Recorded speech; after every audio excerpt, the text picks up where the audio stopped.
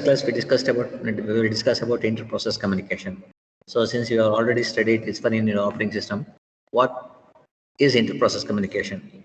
So if we take the IPC is nothing but what? It refers to a mechanism through which the process is going to communicate with each other. Okay. So now next comes the question. So how this particular inter-process communication is implemented? So if you talk about the implementation of IPC mechanism, so that particular IPC mechanism is going to be implemented by OS kernel. Okay, so that will be implemented by your OS kernel. The OS kernel will keep track how that particular mechanism has to be implemented. So now if we talk about your IPC mechanisms, so what are the different IPC mechanisms your OS is adopted? Okay, so if OS kernel, if you take, so what are the different IPC mechanism your OS is adopting is the next question. So now there are many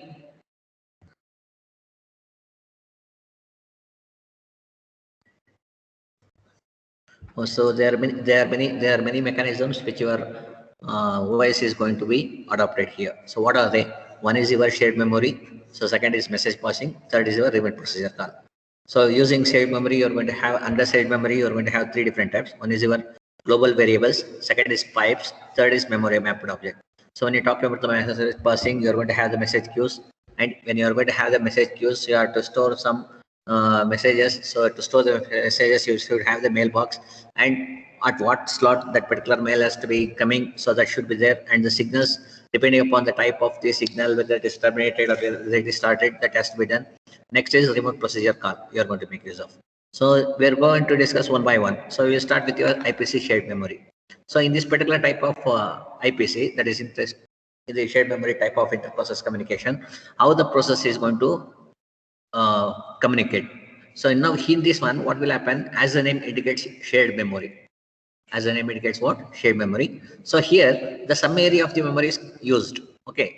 So some area of the memory is used for what purpose? Is used to communicate among them. Some area of the memory is used to communicate upon them. So whatever the information, it has to be communicated. So here who is going to come make a communication, establish the communication. The communication will be established by process. So now whenever the information to be communicated by the process, first it will be written to the shared memory area. Now here, so here whenever you want to communicate, how many process minimum you require? Two process. That is nothing but your process one is required and process two is required. So when you are going to have two different process, first if it has to communicate with process two, first the process one what it will do. So the process one first write that particular data which has to be communicated to the shared memory area. So you're going to have the shared memory area between your process one and process two. So first your process one with the process one which the information has to be communicated, so that it has to write to the shared memory area first. So that is nothing but what? The information which has to be shared by a process will be written to the shared memory area. Okay. So now whatever the information, so first information it is written into the shared memory area, and whatever the information that has to be read. Okay. So one is writing, this process one is writing. So your process two is reading. So that is what is happening. Okay. So your process which requires the information to be read. So can read your process two is nothing but the process which is to be read that particular data. So from where it has to read the data? It has to read the data from the shared memory area, which the process one has written into that particular area. Okay. So your process one has written that particular data to be communicated to the shared memory area. Similarly, your process two is going to read the data which is written into the shared memory area by the process one. So this is how the shared memory concept is going to have. So it is nothing but you are going to have the notice board in your college. Okay. So this is a real wide concept which you are going to have. So similar to the notice board, which is with. So in the notice board, what will happen? The message has to be given by the department or the college, for example. So when you are going to have where the messages will be, where the messages will be displayed or where the information will be displayed, so that it can be communicated to the student. So it will be displayed on the notice board. Now it is nothing but you are going to be now in this particular present scenario, we are going to communicate using your WhatsApp, right? So through the WhatsApp we are communicating. So your WhatsApp will become the notice board now. So in the real world concept, your WhatsApp is your notice board. where the communication will be done across the students, and whatever the information has to be communicated to the student, so it will be communicated from the class teacher to the student. So now how it will happen? So if we take about the college first, so the process will be initiated by the principal. Okay, the principal will be having some process.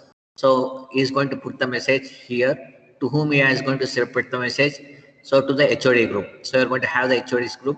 So in that particular group, he is going to put the message. So your department of HOD CSE is going to read that particular data, and he is going to transfer that particular message, and it has to be communicated. So through whom it has to be communicated? Through your either class teacher group will be there. So through the class teacher, so it is going to communicate with them. So now the class teacher with whom it is going to communicate it. So the class teacher group is going to communicate with the students. So now here, whatever the group you are going to have, it is nothing but your shared memory. Okay, the group which is going to have that WhatsApp group which you have been created. So that is nothing but your shared memory. So who will be there in this particular groups? So here the group of people who are there is HOD. So similarly that one, you are going to have a number of process. So between these process, when they want to communicate, they will communicate with the help of the shared memory area. So that's how the communication is established using the shared memory area. So next, when it comes to the APC shared memory, so the pipe, it is going to make use of the pipes. Okay, pipe is the main one of the inter-process communication mechanism which will be used by your OS kernel. So when you talk about the pipe, so if you take the pipe in your normal home which you are going to have, so it is having the one-way direction, right? So whatever the pipe you are going to use in your home normal, in the layman's definition, that is nothing but a pipe which you are going to use in your home. So now when you talk about the pipe is nothing but what? It is going to have the one way. So at one end it is going to have two ends. So if you take the pipe, so pipe will be having two ends. That is, one is the entry, other is the end. So now whatever the information, it is going to be entered first. So that will be the information which will be coming first out. So that will be in first out fashion. So whatever the pipes you are going to create, so the amount of the information which you are going to read, it will be in the first out fashion. So for that particular reason, so you're going to have one person is going to write into the pipe, so other person is going to read from the pipe. So this is like that one. So the entry is the person who is going to write. So that is one person. At the other end, who is going to read? Some person is going to read. So here it is nothing but with respect to the process. So one process is going to write onto the pipe, which is at the sending end. Other process, which is at the receiving end, is going to receive the information at the receiving end. So now two people are involved in that one. So two people are involved in the client in this particular pipes communication. So now what type of architecture it is going to follow? So basically, if you take the pipes follow the client server architecture. Okay. So now the process which creates the pipe, okay, that is called as pipe server. The process which is created a pipe is called as pipe server, and a pipe process, the process which connects to a pipe is called as pipe client. So pipe will be created by one person. So that particular person or that particular process is called as the server process. So at the other end, so whatever the data you are going to write onto that particular pipe, it has to be read by some person, right? So that particular person is called as client. So he is going to connect to that particular pipe and he is going to read the message what is being written into the pipe. So that is how the communication will be established in your pipe type of communication. So now, as I told you that if you take the pipe is a one-way communication. So that's why it is called as unidirectional. So which in terms of layman's definition, it allows that the information can be flowed in only one direction. So the information what you are going to have, it will flow in only one direction. So here, whatever the process you are going to have, the process connecting at one end of the pipe to write to the pipe, and the process connecting at the other end of the pipe to read the data. So in the other language, without that one, so one process will be there at the one end. So here beginning, who is going to write? So the process writes here. So after that one, at the other end, you are going to have the process which will be reading, which will be read to the pipe, So that particular data will be read. So now there are another type of directional flow also there. So that is bidirectional flow also there. So it also supports the bidirectional information flow.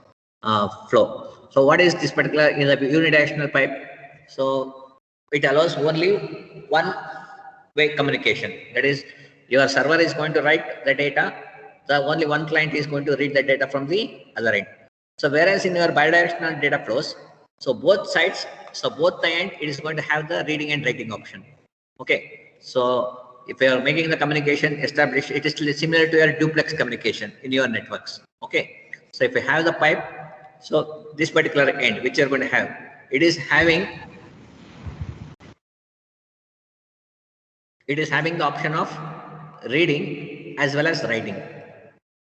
So even at the other end of the pipe, it is going to have the reading and writing option.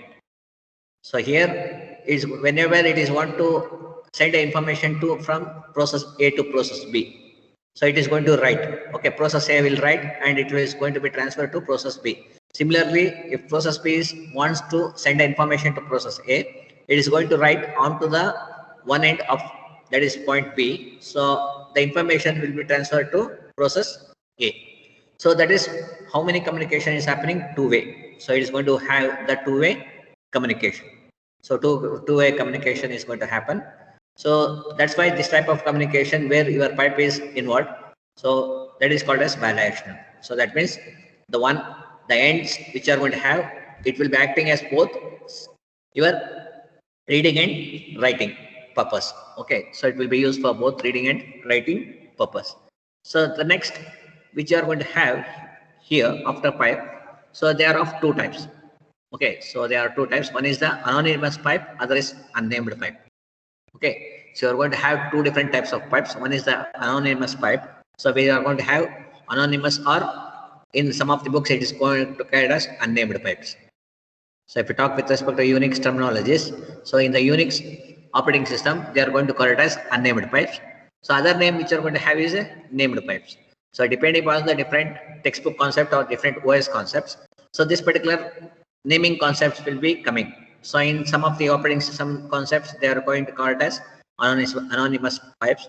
In some of the OS concepts, they are going to call it as unnamed pipes. So that depends upon the type of the operating system which you are studying. So in Windows, you can take that it may be given some other name. So if you refer to the Windows operating system, how the IPC is established, so you can see that what is the name given for that particular pipe in your Windows operating system. Okay, so the book which you are referring, it is giving the name as anonymous pipe here.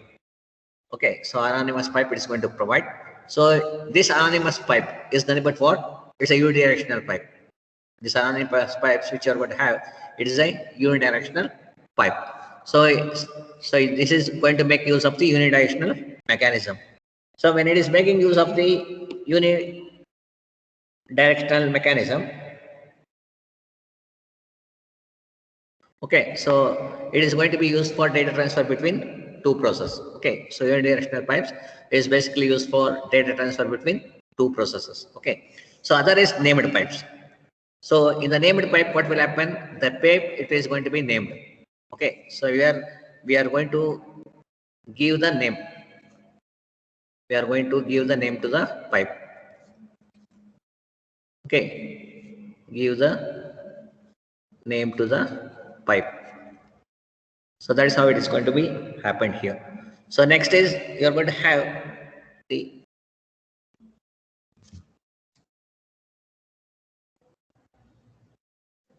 yes ma'am.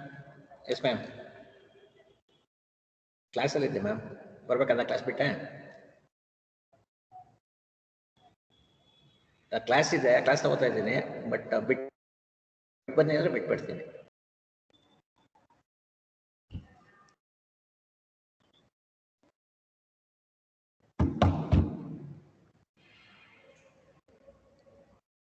okay so here so the unidirectional bidirectional type is going to use for data exchange between them. So here what will happen, a pipe will be there, a pipe will be named. Okay, so the pipe will be given for the name. Hello ma'am. Okay ma'am.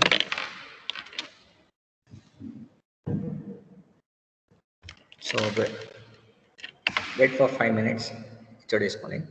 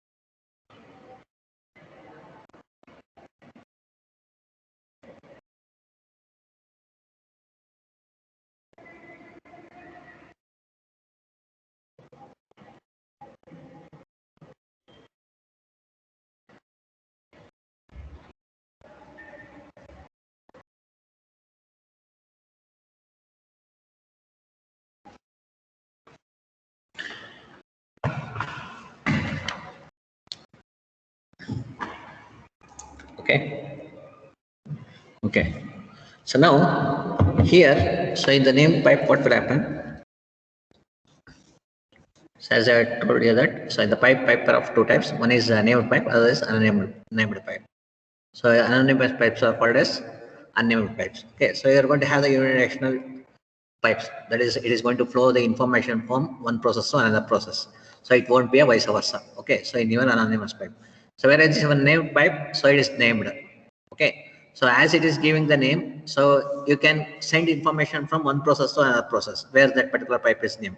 From that particular pipe which you are going to keep, so that will given some references. So the some reference will be given with particular reference that will be named. Okay, so with the help of that particular naming convention, you can transfer the or communicate, you can exchange the information.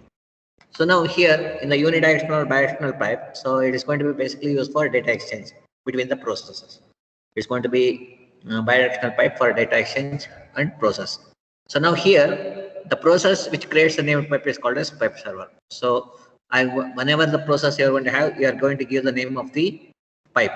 So who is going to give the name of the pipe? So that is a server is going to, pipe server is going to give the name. Okay. So the process which is created by the pipe, named pipe, creates the named pipe. So some process has to create the pipe, right? So some process is going to create the pipe. So that particular process is going to name it. That particular process which is going to create the pipe is going to name that one. So now that particular pipe is also called as what? Server pipe. That particular pipe is also referred as the server pipe. So now whatever the server you are going to have, so that has to be connected to another pipe, right? So that has to be connect to the named pipe, other side of other end of the pipe. So that is referred as your pipe client, where it is going to read. Okay, the process which connects to the named pipe is known as pipe client. So the process which connects to the named pipe is called as pipe client. Okay, so that is how it is going to establish the communication. So the next is memory mapped object. So after having the pipes. So other type which you are going to use is your memory map objects. So now when it comes to the memory mapped object in your shared memory, so it is similar to the shared memory technique. So here what will happen? So here only thing is it is going to create a block. So object or block. So that means the amount of information which can be stored is somewhat large. Okay. So now here when it is using the shared memory technique, so for allocating a shared block of memory, so it will allocate a block of memory. That particular block of memory can be accessed by multiple processes simultaneously. Okay. So here you are going to have the block of memory. So block will be there. So that particular block of memory will be accessed by multiple processes. So it will be accessed by multiple process simultaneously. Okay, simultaneously. So now here, if you take the for the process, if you take a for a process, so what we need to know? So if you take a process, how the object has been created. So what the process has to do with the memory mapped object? As the name indicates, memory mapped. So the name itself is telling what it is doing. So now mapping object is created and physical storage of it is reserved and committed. So that's what it is going to do. So first we are going to create the memory. Okay. So then it is going to be reserved. Where it is going to reserve that particular memory, that will be reserved inside your physical storage. Okay. That will be stored in your physical storage. And whenever you want to access that particular memory, it is going to access from your physical storage. So now when you are going to have any process, so if I want any process to access that particular memory object, what it will do, it will go to that particular memory directly. Okay. So that whatever the physical area you are going to have, that is in your hard disk, or so whenever you are going to have the process, it will be in primary memory normally. Okay. So after primary memory, it will go to the secondary memory. So whatever the physical storage it is located, reserved. So that particular entire physical area, it is going to be mapped. So here it is telling that it is a block of its virtual address space. So when it virtual address space is coming into the picture, whatever the storage it is going to create, that will be in secondary storage. So storage it is created in secondary storage, because always if we talk about the virtual memory, okay, so if whenever that virtual address space or virtual memory comes into the picture, always this virtual memory or virtual address space will be residing inside your secondary storage only. That you have to keep in your mind. Okay, always the virtual memory or virtual address space will be residing inside your secondary storage. So that particular storage will be entirely mapped. Okay, that particular storage will be entirely mapped to a particular process. So whenever a process requires any data from that particular memory, it will write directly to that particular memory. Okay, instead of going to the sequential, which memory is free, and you are going to write that to that particular memory. That is how that particular process is going to run. But what will happen here in the memory mapped object? What will happen? So it is going to reserve the area. Okay, it is going to reserve. So first it is going to reserve it. So reserve the area. So then after reserving the area, it is going to send that particular data. Send the data. Okay. So to that particular address. To that address, it is going to be sent. So now, once that particular memory is mapped and it is been given authorization for some process to access that particular memory, then you can do the read and write operations. So after mapping that particular process, mapping that entire memory, so we can have the read and write operations can be performed on that one. So read and write operations can be performed that one. So once that particular physical area is shared, so whatever the physical area you are mapped, that will be shared among the n number of processes which they want to communicate. So now once you have mapped that particular memory and what is reserved, so once it is reserved, what will happen there? So that particular part of the physical storage is been allocated to that particular process. Once it is reserved, here what will happen? So any process or can access that particular data from that particular shared memory. So any process which wants to share the data with another process can be put that particular data into that particular memory. So here what will happen? It can map the physical memory area of the mapped object. So here what we are going to do, so I assume that I have the process 1, you have the process 2. So if we take the memory mapped object here, so that means assume that I want memory from address 2000 to 3000. So that this will be reserved now. It is mapped. To whom? To process 1 also, to process 2 also. So that if the process 1 and process 2 want to communicate, first process 1 what it will do? First process 1 will write the information which has to be communicated to process 2 into the memory, which is in the address 2000 to 3000. Next, your port process 2, which is mapped to this particular address, will going to read the data from this particular address, starting from address 2000 to 3000. So now that is how the mapping is going to be done. So that particular mapping is going to happen in your virtual memory space. So it is going to happen in virtual memory space. Whenever the virtual memory is coming into the mind or coming into question, so always that particular memory resides inside your what? That particular memory will be residing inside your secondary memory. So that particular memory is residing inside the secondary memory. So it can map the physical memory area of the mapped object to its virtual memory space, and it can be used for sharing the data. So next, when the next type of IPC is message passing. So this is where this is very important with respect to your voice concepts, IPC. So in your message passing, what will happen? So it is going to pass the messages.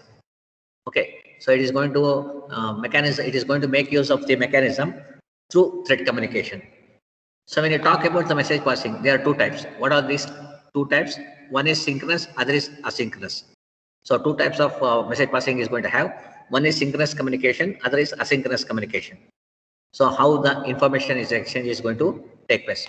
So one type is called as synchronous communication mechanism, which is going to use. Other form of communication which is going to be used is asynchronous communication. It is going to be used. So how it is going to be used is the next question. So if I am using the synchronous and asynchronous communication, how that particular communication will be established. So here if you take how it will be established, so it is going to be established through the shared memory. Okay, it is going to be established through the shared memory. So what it is going to share? It is going to share a data.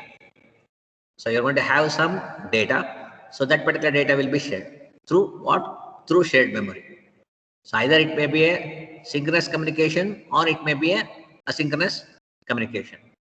So what is the difference between your shared memory concept and message passing? So we are telling that the more the message is going to be shared using shared memory itself. Then comes the question, what is the difference? What is the difference between this one? So what is the difference? Okay. So when you are talking about the difference, so if you talk about the shared memory, so more amount of data can be passed. Okay. So if you take about the shared memory or other IPC mechanism, amount of data can be passed is large.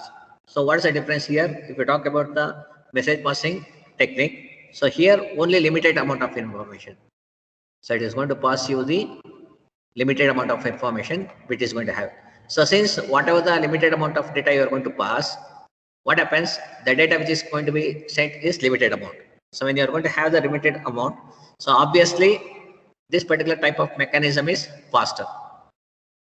Okay, so it is faster and it is free from synchronization. So when we are going to have the synchronization? When synchronization is required, when same data is required by 2 or 3 process. When same data is required for 2 or 3 process, we require synchronization. Since here, what will happen? So since only the message which you are going to have is limited. So the message is small, which you are going to share. Okay, only the limited of data are shared. Okay, here. So it is limited, relatively fast and free here. So why it is fast and free? Since the message will be transmitted in quicker fashion. If it is transmitting in a quicker fashion, what will happen? Obviously, there is no need for any process to wait for some resources, which will be held by another process. So now if it is not waiting means what? Synchronization of issue will not come into the picture only. So that means this particular type of IPC mechanism, always it is going to be free from synchronization. It's going to be free from synchronization overheads. So now, when you are going to have the message passings, the message passings can be done in 3 different ways. What are they? One is your message queue, third is your message mailbox, second is your mailbox, third is your signaling. So these are the 3 different ways where your message passing is going to happen. So next, how the message passing is going to happen is the next question. So now, so the message passing which you are going to have is through message queue. Okay. So when you talk about the message queue, so as the name indicates queue, always queue will be what? First in, first out. So who is going to enter first will be moving out first. Okay. So if you take the queue, so first in, first out. So the process which you want to talk to another process, post the message. So that way that will be in the message queue in the order of first in, first out. So now how that will be, that particular message will be stored here in the message queue. As the name indicates, message queue. So what it is going to have? So that particular message is going to be stored temporarily. Okay, whatever the message you are going to store here, so that particular message will be stored temporarily. So temporarily it is going to be stored. Where it is going to store? It is going to store in system defined memory objects. So you are going to have the system, right? The system, you are going to define it. So the system defined memory objects is going to have, that is part of the address. So when you are going to have the part of the address, in that particular address, it is going to store the data. And after storing that particular data in that particular part of the address, the entire data will be passed to the respective process. So now you are going to have two different mechanisms, okay, in your message queue. One is your send and receive, the mechanism which is going to send. So the process which you have to send the data or send the message will make use of the command send. Okay, it is the name of the process to which the message is to be sent. So in the receive, if you take, so it is the name of the process from which the message is to be received. So it's the name of the process for which the message is to be received. Okay. So now here, whatever the message you are going to have, the messages are exchanged through what? Message queue. So you're going to have the message queue. So the message queue will be there. The process one is going to send the message. So after sending a message, the message will be there in the message queue.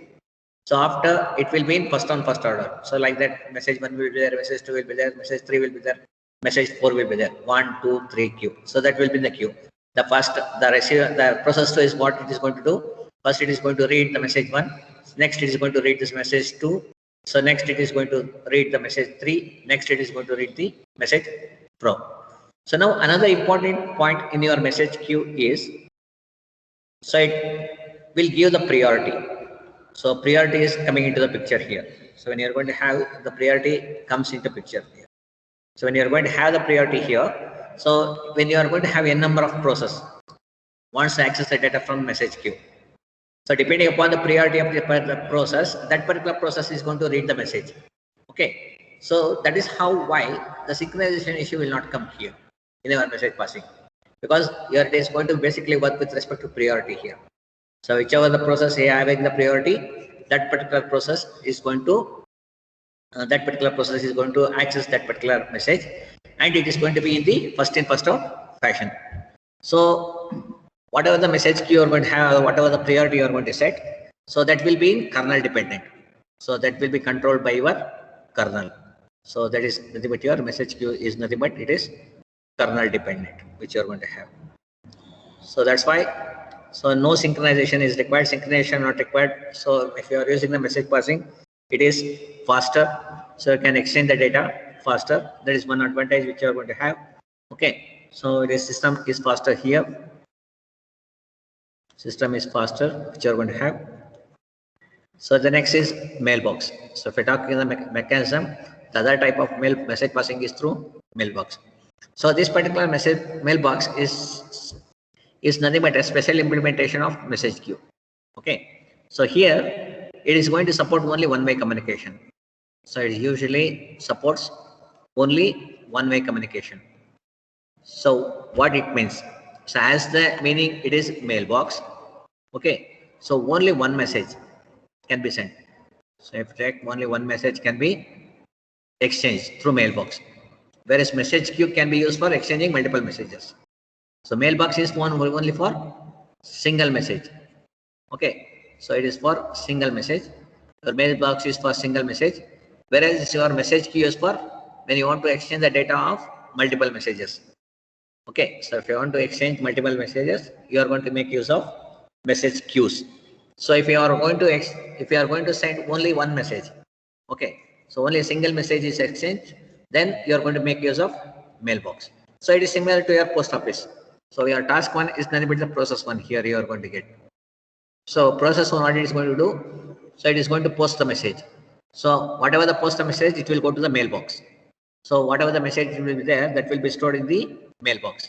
So it will be there in the mailbox. So whoever is that particular mailbox, whichever the process is whichever the process is connected to that particular mailbox.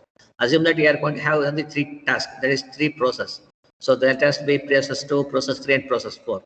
Now what the mailbox will do, the mailbox will broadcast its message, whatever the data, whatever the message is there in that particular message mailbox, that will be broadcast to all the process which are connected to that one. So that means your process 2 will also get the message, your process 3 will also get the message, your process 4 will also get that particular message. So that is how the process will be getting the message. Okay. So the message will be broadcasted here. So once it is done, so it is a single transfer. Okay. So it will be having the single transfer. So it will be having a single transfer. Okay. So it is a one-way message which you are going to have. Okay. So how it is going to transfer that particular data? So here what will happen? So the one of the process or the one of the task or process, it creates the mailbox. Okay. So now who is going to access that particular mailbox? So if you want to access that particular mailbox, you have to subscribe to that particular mailbox, right? So if you do the subscription only, they can get the message notification. So only if you subscribe for that one, so the message the mailbox will get the message notification for that one. So here also this particular notification if you are getting, so the implementation what you are going to get, this will be also a kernel dependent. So if you talk about the APC, it is not with respect to this one. If we talk all our APCs, all our IPC work with respect to OS and kernel. OS kernel dependent, because different OS kernel works in different fashion. So it is not the same. So if you take the message passing in Windows may be different. The message passing in your Linux may be different. Even if you take the message passing in your Mac may be different, or message passing in your Android, it may be different. So depending upon the type of the operating system, so the mailbox will be implemented. So that's what the statement does. So whatever the implementation of the mailbox you are going to have, that depends upon the type of the operating system which you are going to use. But it is not, you should not get into your mind that all the mailbox of all the operating system will work in the same fashion. So it will be different for different. It will be different. It will be different for different operating system. Okay, so it will be different for different operating system when it is working. So and it is a OS kernel dependent which you are going to have. Okay, so the last type of your message passing is your signal. So your signal is your asynchronous form of notification mechanism. So if you take the signaling, so the signal is going to provide you the asynchronous notification mechanism. So when you talk about the asynchronous notification mechanism, here it is going to be mainly used for the execution synchronization. Okay, so it's mainly used for the execution synchronization of task or process of task. So whenever you are going to have the execution, so you have to read the synchronization. Synchronization is required between the task or process. So now, what is the other thing which you have to keep in your mind? So when you have to keep in mind that, so whatever the signals you are going to have, so they will not carry any data. So signals will not carry any data that are not, and since it is not carrying any data here, so it cannot be queued in your mailbox. So you're going to have the mail message passing, right? So it is going to be in queue. Queue is formed only if the data is present. So since in the signal, you don't have any data, so it is going to provide you only the signal for synchronization process. Okay, so mainly signal is used for synchronization. So mainly the signals will be used only when you require the synchronization. Only when synchronization is required, you require the signals. So here also, whatever the signals you are going to have, so that particular signals will be implemented. It depends upon the OS kernel. That depends upon the OS kernel. So in this one, who is going to create the signal first? Okay, is the next question. First, if I want to signal it, someone has to signal that one, right? Who is going to signal that one? So now the process who is going to initiate it. The process can create a set of signals depending upon the type of the scenario which you are going to have, or depending upon the type of the operation it is performing. it has to create a signal. So that particular creating a set of signals it is going to have, and it has to be create a signal and register for it. Create a signal and register for it. So now, who is going to signal that one now? So it is going to be signaled by your either by the process or by the interrupt service routine. So that means whenever the outside interrupt is coming, so when the interrupt is coming, what I need to do? So I have to tell to the CPU that so some interrupt is coming, so I have to serve for that particular interrupt. So to have that particular notification, what I require? I require some signal, right? So I'm going to have some signal, right? So it is like a traffic signal in your road. So traffic signal in your road, what it indicates? Whenever the orange light comes, it is ready, either to stop or start. So you are going to get the orange signal. So in your traffic light, so to either to start or stop. So when it is coming from green to red, you have to be ready for stop. Or if you are going from red to green, you should be ready for start. Okay, that's what the signal we are going to get. So who is going to give that one? So it is going to be given by some process. So or it is given by some interrupt service routine. So now, whenever a specified signal occurs, so whenever you are going to have the signal is going to occur, so who is going to handle that particular signal is the next question. So whenever a specified signal occurs, it should be handled by some person. So here, the handling of this specified signal is going to occur with the help of the signal handler, which will be associated with that particular type of signal. So signal will be there for a particular type of signal, for a particular type of signal. So that particular type of signal is going to handle it when you want to do some operation with respect to that particular process. So how you are going to handle it? By doing the signal, it will tell that whether the process has to start, whether the process has to send the message, or whether the process has to stop. Some signals it is going to happen. So when you are going to encounter with divide by zero error. So you're going to have some error, or you are going to have some exceptions is going to happen, like some unusual exception is going to happen, or you are going to some process termination is going to happen for unknown behavior. So at those events, this particular signal has to be generated. So this is what the signal is all about. Okay, so that is about your signaling. So the last type of your IPC is your remote procedure call. Okay, so it is basically, if you talk about the remote procedure call, so it is mechanism used by process. So how it is used? As the name indicates, remote procedure. As the name indicates, remote procedure.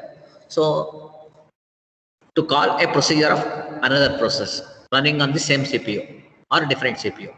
So then you are going to make use of a remote procedure call. So you are going to have one process. So either it may be a process with the same CPU, or it may be in distributed environment. So if it is connected through the network means what? It is going to have the distributed environment which is coming into the picture there. So distributed environment we are going to have. So during this particular type of communication when you want to want, so you're going to make use of the remote procedure call. So here what it is using to call a procedure of another process running on the same CPU, or it may be running in the different CPU. So if you are making a communication with the process which is running on the different CPU, what you require? You require the internet. Okay. So that's why when you are communicating with the different CPU, so that CPU should be interconnected with the network. So here, as I told you that it is mainly used for the distributed applications like client server programming you are going to have. So when you talk about the RPC is basically communicate over the heterogeneous network. So here what will happen? So CPU which you are going to have, the CPU process, it contains a procedure which needs to be invoked remotely by a server. So if you take the RPC, so when you are going to have two systems, one will be the client, other is the server. Okay. So who has to initiate the RPC request? The RPC request has to be initiated by the CPU or process will be there. So that client server process has to initiate the RPC request. Okay. So the CPU process which initiates an RPC request is known as client here. Okay. So it's going to have the client. So the client is going to place the request. So, but who is going to invoke that one? It is going to be invoked remotely by the server. So the invoking will be done by the server, request will be placed by the client. So now, when you want to when the client is placing the request and the server is invoking that particular process remotely, so there should be some agreement. Okay, so agreement is nothing but what your server and client both should be compatible to exchange the information. To have that particular compatibility comes between them, so it should have some standard format. So they should have follow some standard format which both will understand. Both the server and client has to understand. So that particular standard format which you are going to have, that is referred as interface definition language. Okay, so that particular language or format which is going to be defined, so that is going to be interfaces for the purpose of your RPC. Okay, so that's what it is going to have. So if we talk about the RPC mechanism can be either blocking or non-blocking. Okay, so that is the whatever your RPC is. Okay, so this is a typical how it will be communicated. So you got to have the communication between the two different processes connected to two different process with a different system. So it has to be connected through either TCP or UDP. That is through the network. So that is process running on different CPU. This is scenario. Scenario is different CPU. Okay, so this is within the same CPU. When the CPU is processor, remote processor has to be established either over the socket. You have to make use of the socket programming. So the procedure between the two different processes within the same CPU. So this is within same CPU. So this will be this will be between the two different CPU if the exchange of message has to be taken place, but it will be done with the help of the network. So that will be done with the help of the network. Okay, so that's all about your IPCs. So if you have any doubt, you can ask.